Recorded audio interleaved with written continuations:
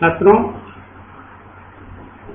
आज हम लोग BCom part 2 account honours course paper specialized accounting का क्लास करेंगे।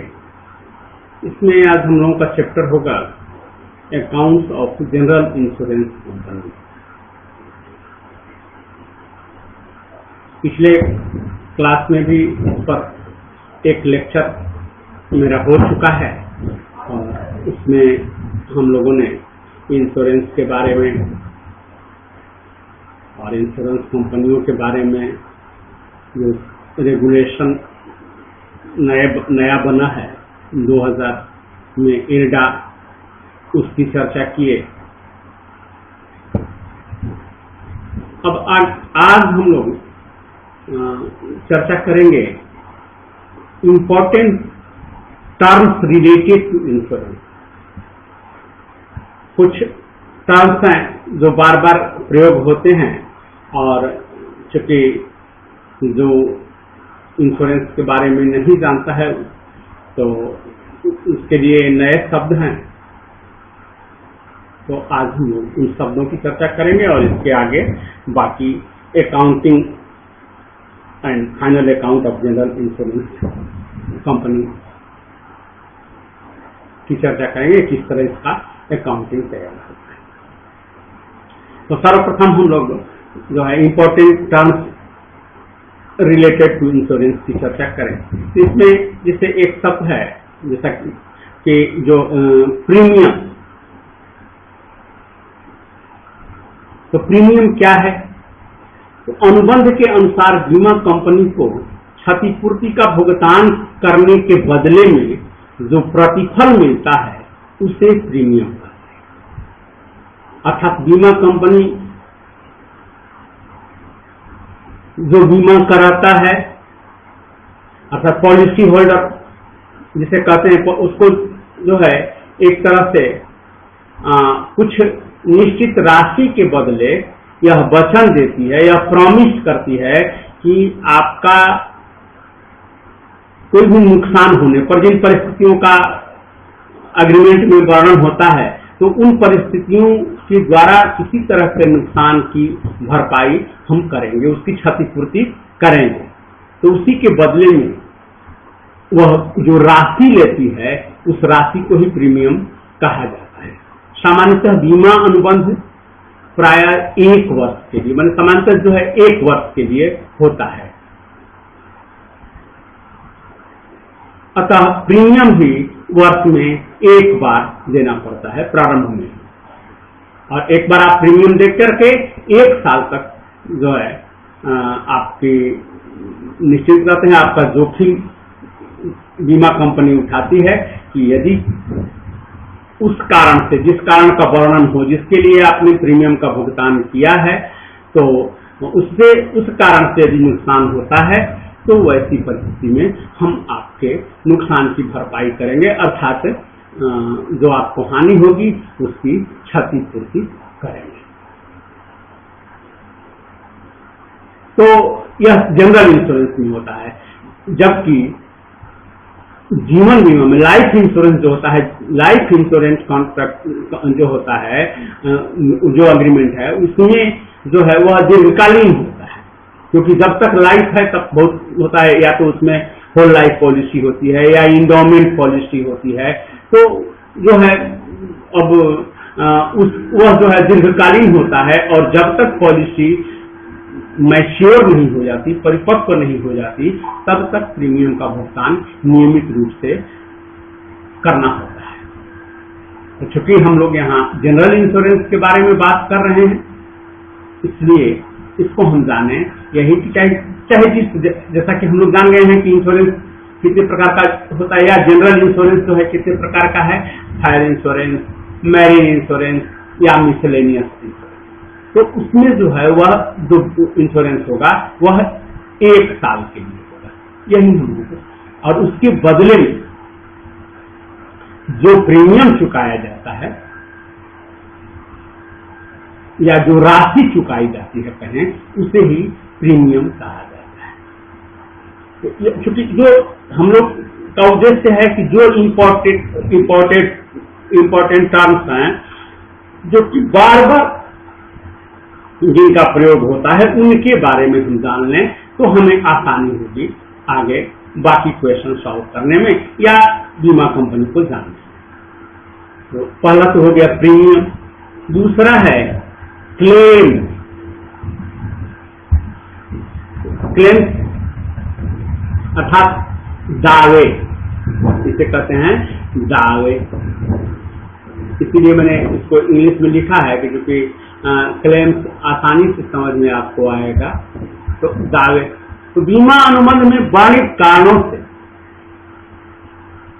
एक चीज स्पष्ट होना चाहिए कि यह जो है उसका वर्णन होना चाहिए कि किन किन कारणों से नुकसान होने पर भरपाई आपकी की जाएगी, यह स्पष्ट होना चाहिए। तो कभी कभी विवाद का विषय बन जाता है। जैसे एक केस था सामुद्रिक बीमा में कि उसने बीमा कराया था एक व्यापारी ने, और कि मान लीजिए जहाज के डूब जाने पर या जो भी मैंने सब का जो है उसकी भरपाई होगी, और वो जो है जहाज बहुत दिनों तक बंदरगाह पर जो पोर्ट था वहाँ पड़ा रहा और चूहे उसके सामान को उतार दिए। तो बाद में बीमा कंपनी ने यह क्लेम देने से इनकार कर दिया कि चूंकि जो है चूहे के काटने का बीमा नहीं हुआ था और आपका नुकसान चूहों के काटने से हुआ है, इसलिए हम आपके क्लेम का भुगतान नहीं करेंगे।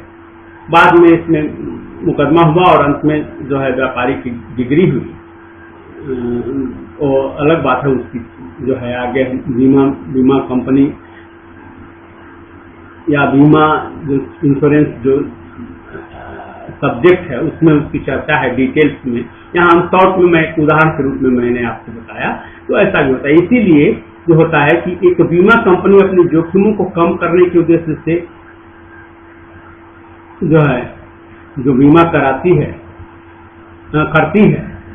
तो वैसी स्थिति में जो है यह कहता है कि बीमा अनुबंध में वर्णित कारणों से बीमा कराने वाले को जब क्षति होती है तो बीमा कंपनी का दायित्व होता है कि वह होने वाली क्षति की पूर्ति करे।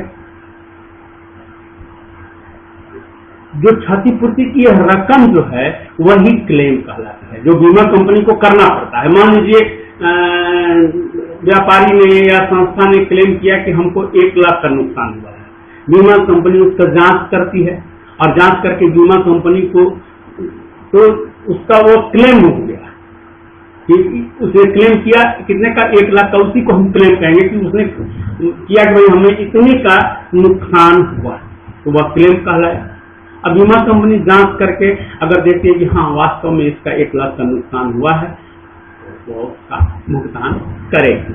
तो जो है यही क्लेम है, और यह क्लेम जो है सामान्य बीमा कंपनी का महत्वपूर्ण खर्च होता है, क्योंकि सबसे बड़ा खर्च तो यही है क्लेम का भुगतान करना।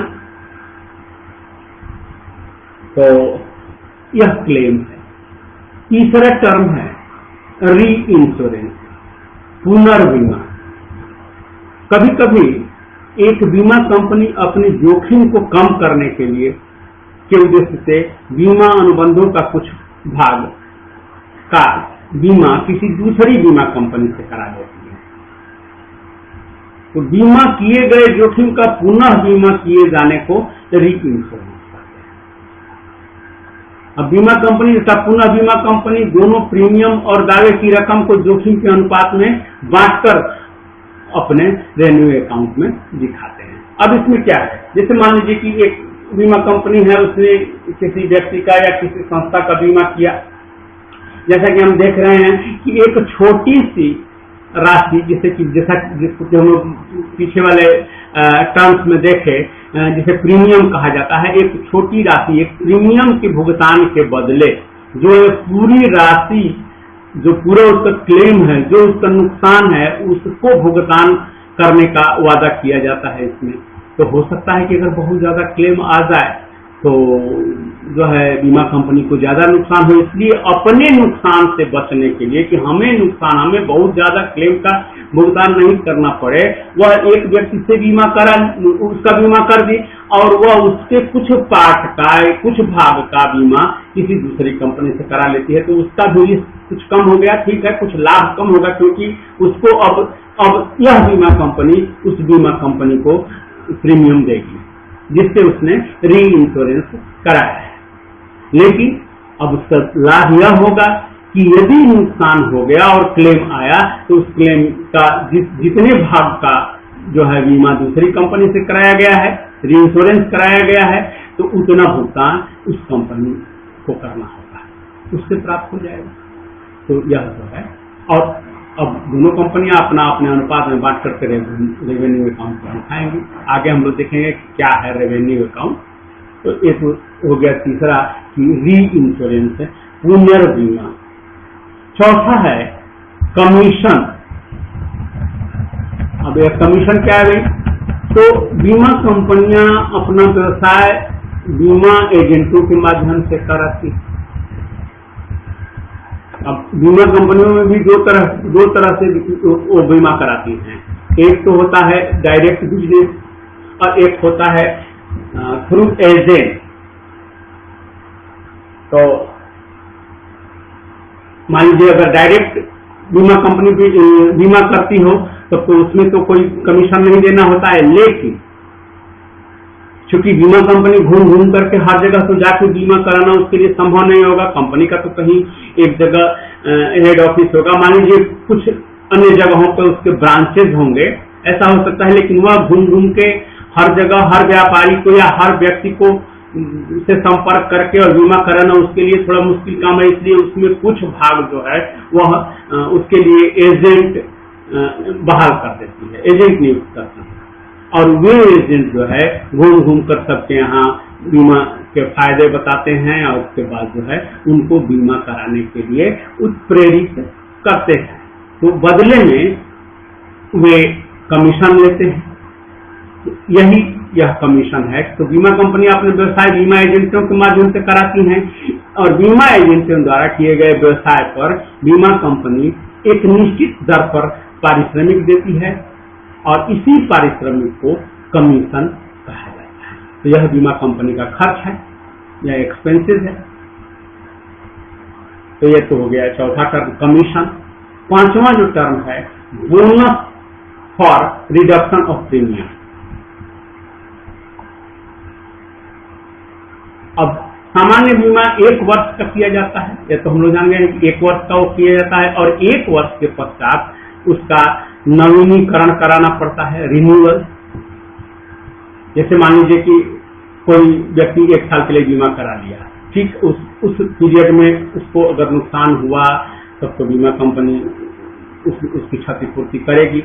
यदि नहीं नुकसान होता है कि नहीं नुकसान हुआ, कोई क्लेम नहीं आया, तो जो है इसके लिए कि ऐसा नवीनीकरण या तो उसी बीमा कंपनी से पुनः कराया जा सकता है अथवा किसी अन्य कंपनी से कराया जा सकता है।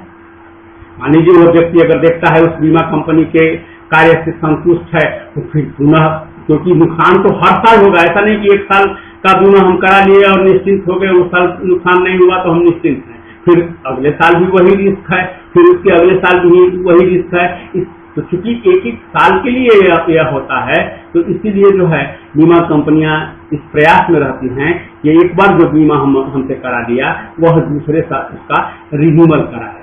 तो उसके लिए जो है अपनी तरफ आकर्षित करने के लिए जो है बीमा कंपनियां कुछ जो है एक तरह से छूट कहिए या एक प्रलोभन देती हैं अपने ग्राहकों को। तो वही है कि यदि बीमा पात्र ने पिछले वर्ष क्षति का कोई दावा नहीं प्रस्तुत किया है तो बीमा कंपनी पॉलिसी के नवीनीकरण पर बीमा पात्र को एक निर्धारित दर से छूट या रिबेट देती है। प्रीमियम पर दी गई इस छूट को ही जो है bonus for reduction of premium कहा जाता है। मैंने उस पर कुछ छूट दे दिया गया, कुछ रिबेट दे दिया गया। तो रिबेट का यह लाभ होगा कि कोई भी सोचेगा कि अगर फिर हम दूसरी नई कंपनी के यहाँ बीमा कराने जाएंगे तो हमको तो पूरा प्रीमियम देना होगा। और अगर इस कंपनी के यहाँ हम बीमा कराते हैं तो हमको प्रीमियम में कुछ रिबेट भी मिल रहा है, तो इसे ही बोनस रिडक्शन प्रीमियम कहते हैं। तो छात्रों, ये सब जो है इस टर्म का हमने उल्लेख इसलिए किया कि ये टर्म बार बार आते हैं और बड़े ही इम्पोर्टेंट टर्म्स हैं।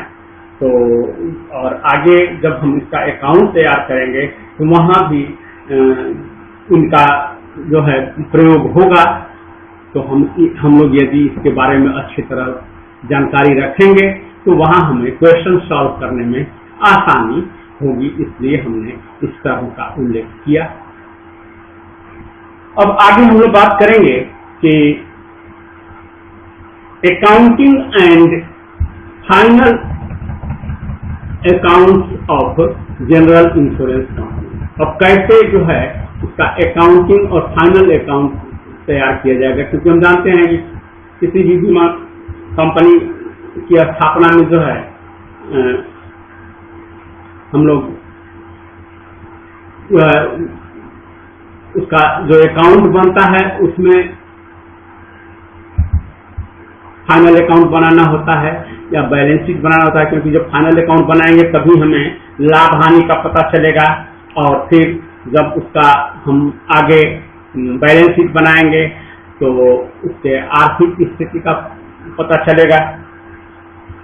तो अब हम यही चर्चा करेंगे इसका कि कैसे जो है अकाउंटिंग और final accounts of general insurance company का। तो अब इसमें है कि जैसे पूर्व में सामान्य बीमा कंपनियां अपने वित्तीय विवरण पत्रों को इंश्योरेंस एक्ट 1938 में अर्थात 1938 में जो बना था इंश्योरेंस एक्ट, उसके अनुसार तो उसके शेड्यूल 1, 2 तथा 3 में निर्धारित प्रारूपों के अनुसार करती आ रही थी। परंतु insurance regulatory and development authority act 1999 के पारित होने के बाद इसमें बदलाव हो गया।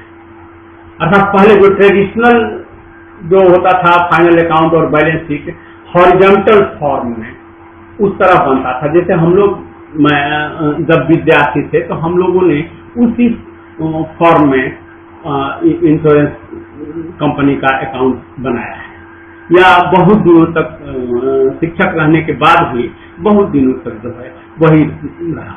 अब चूंकि जब 99 में यह पारित हुआ और 2000 में जो है यह बना, इरडा बना, और इसके बाद जो है 2002 में इसे लागू किया गया, तब से जो है इसका फॉर्म अब बदल गया है। अब यह जो है वर्टिकल फॉर्म बनता है। तो इरडा की स्थापना इस उद्देश्य के लिए की गई ताकि देश में सभी बीमा व्यवसाय का नियमन किया जा सके। माने सबका एक तरह का रेगुलेटरी एक्ट है, जैसा कि आप देख रहे हैं इसका नाम ही है। तो जो है एक तरह की व्यवस्था हो सभी बीमा कंपनियों की, और जो खाते इनके बनते हैं वे उनमें एक रूपता हो ताकि जांच करने में आसानी हो, या बाकी कोई भी देखे तो वो उसे समझने में आसानी हो और सरकार को भी आसानी हो, ताकि यह पता चल सके कि कहीं ऐसा तो नहीं कि ये जो है कस्टमर का शोषण कर रही हैं कंपनियां। तो इसलिए जो है इसका नियमन करने के उद्देश्य से जो है यह इरडा बना। फलतः इंश्योरेंस एक्ट 1938 को 2000 में संशोधित किया गया तथा इंश्योरेंस अमेंडमेंट एक्ट 2000 पारित हुआ, और वर्ष 2000 के पश्चात इरडा ने इंश्योरेंस एडवाइजरी कमेटी से परामर्श कर 14 अगस्त 2000 से वित्तीय लेखे एवं अंकेक्षण रिपोर्ट बनाने के संबंध में नए नियमों का प्रावधान किया है। इन प्रावधानों के अंतर्गत अब सामान्य बीमा कंपनियों एवं जीवन बीमा कंपनियों को अपने लेखे इरडा के निर्देशों के अनुसार रखना एवं प्रस्तुत करना अनिवार्य हो गया है। अर्थात अब उस इरडा के निर्देश से ही एक कंपनियां जो है अपना लेखा रखेंगी, अपना अकाउंट रखेंगे। यह ध्यान रखने वाली बात है। अब इसके बाद है जो यह insurance regulatory and development authority जो रेगुलेशन 2002 के अनुसार, अब जो यह जो लागू हुआ जब, तो उसके अनुसार जो है सामान्य बीमा व्यवसाय के अंतिम खातों के अंतर्गत निम्नलिखित खाते और विवरण पत्र बनाए जाते हैं। अब यह देखना है कि ईडा का जो रेगुलेशन जो है वो 2002 में पूरी तरह लागू किया गया, और वो जो है उसके लिए उसको निम्न प्रकार से बनाया जाता है। यह चूंकि मैं इसलिए बता रहा हूं ताकि अब आगे हम लोगों को जो क्वेश्चन सॉल्व करने होंगे तो हमें आसानी होगी इस चीज को यदि हम जान लेंगे तो इसमें है कि इस रहता है कि खाते का नाम, नेम ऑफ अकाउंट, और जो है एक प्रारूप है उसका। यहाँ तो पहला बनता है, कौन कौन से खाते बनते हैं यह देख रहे हैं हम लोग। तो रेवेन्यू अकाउंट, जिसे हिंदी में आगम खाता कहते हैं, तो इसके लिए है फॉर्म BRA,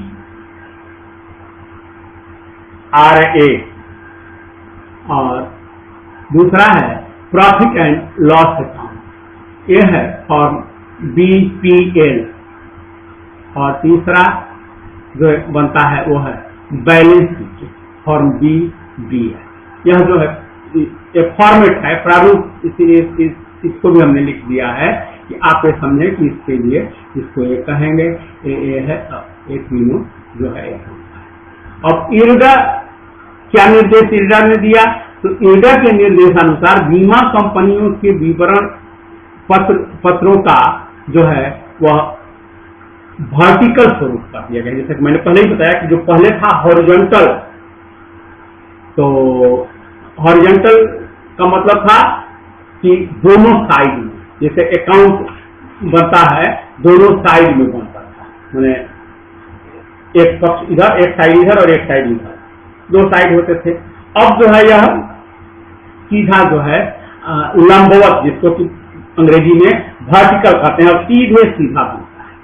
तो यह जो स्वरूप हो गया है, तथा विस्तृत जानकारियों के लिए इसमें जो है 15 शेड्यूल निर्धारित कर दिए गए हैं कि हर चीज क्लियर है, इसलिए इसमें 15 शेड्यूल जो है वो निर्धारित किया गया है, जिनका पालन करना सभी कंपनियों को अनिवार्य कर दिया गया है। अब सभी कंपनियां इसका पालन करती हैं, और अब ये 15 शेड्यूल क्या हैं हम लोग ये देखेंगे।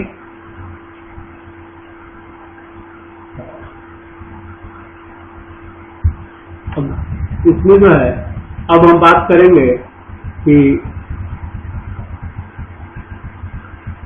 समरी ऑफ अकाउंट्स, मैंने खातों के जो सारांश हैं, मैंने कौन कौन से खाते बनाए जाएंगे, तो उसका सारांश के रूप में जो हम लोगों ने ऊपर देखा उसको हम लोग थोड़ा क्लियर कर लेंगे। तो अब इसमें है कि पहला है कि रेवेन्यू अकाउंट, हम लोगों ने देखा कि पहला क्या बनेगा, रेवेन्यू अकाउंट। तो अब वो जो रेवेन्यू अकाउंट होगा वह है कि प्रत्येक प्रकार के व्यवसाय, जैसे अग्नि बीमा, समुद्री बीमा, दुर्घटना बीमा या विविध बीमा आदि के लिए अलग अलग रेवेन्यू अकाउंट तैयार किया जाता है।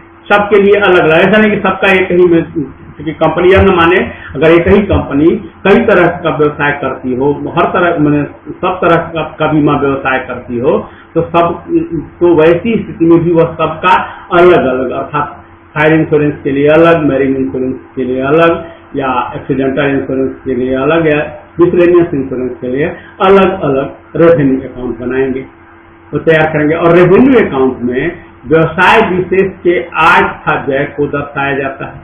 ये तो हम जानते ही हैं कि रेवेन्यू अकाउंट में आय और व्यय, इनकम एंड एक्सपेंडिचर को दर्शाया जाता है, तथा अब लाभ हानि खाते, लाभ हानि जो होता है उसको लाभ हानि खाते में हस्तांतरण, रेवेन्यू अकाउंट का जो लाभ या हानि होगी उसको PL अकाउंट में ट्रांसफर कर दिया जाता है। यह तो हो गया रेवेन्यू अकाउंट। दूसरा जो अकाउंट बनता है वह है प्रॉफिट एंड लॉस अकाउंट। इसमें जो है निम्नलिखित को दर्शाया जाता है, देख लें हम लोग क्या क्या, तो विभिन्न व्यवसायों का लाभ हानि, अब सभी का अलग अलग, सभी का रेवेन्यू अकाउंट अलग अलग बना लिए, और इसके बाद जो है उसका प्रॉफिट एंड लॉस अकाउंट एक बनेगा सभी व्यवसायों का। तो अब सबका जो है लाभ हो या हानि हो वह दिखाएंगे। और सामान्य प्रकृति के आय एवं व्यय जो कि रेवेन्यू अकाउंट में नहीं लिखे गए हैं, उनकी चर्चा अब इसमें होगी। और तीसरा है कि विनियोजन अर्थात एप्रोप्रिएशन।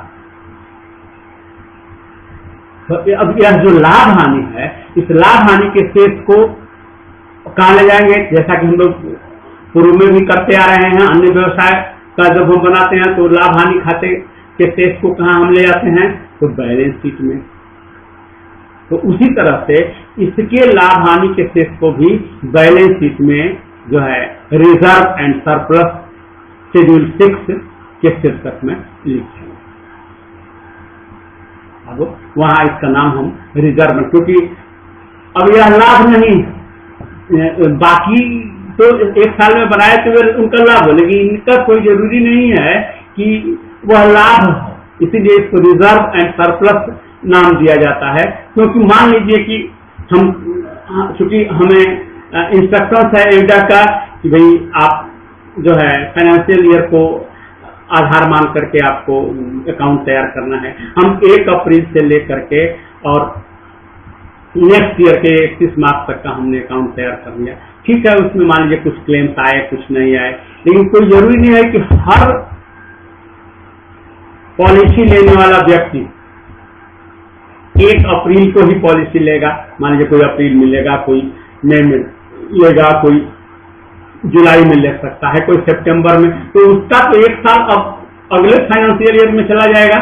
तो हम यह खुश हो जाएं इस साल की नहीं हमें इतने का लाभ हो गया, और मान लीजिए बीच में अगर हम अप्रैल में खुश हो गए, 1 अप्रैल 31 मार्च को हम खुश हो गए कि नहीं हमारे यहाँ क्लेम इतना ही आया है, अब इसके बाद बाकी जो हमारा खर्च से आमदनी जो भी दोनों का जो बैलेंस है वो हमारा लाभ है। तो ऐसा भी हो सकता है कि हम घाटे में पड़ जाए, क्योंकि हो सकता है कि अप्रैल में या मई में क्लेम आ जाए जो कि उस साल का है, तो वैसी से हमें देना, वैसी स्थिति में हमें तो उसका क्लेम का भुगतान करना होगा। तो इसीलिए जो है रिजर्व एंड सरप्लस शेड्यूल 6 में इसको दिखाया जाता है। मुझे उम्मीद है कि आप। और तीसरा जो बनता है तो बैलेंस शीट बनता है। तो बैलेंस शीट में इसमें जो है सामान्य बीमा व्यवसाय की सभी संपत्तियों और दायित्वों को दिखाया जाता है इस बैलेंस शीट में।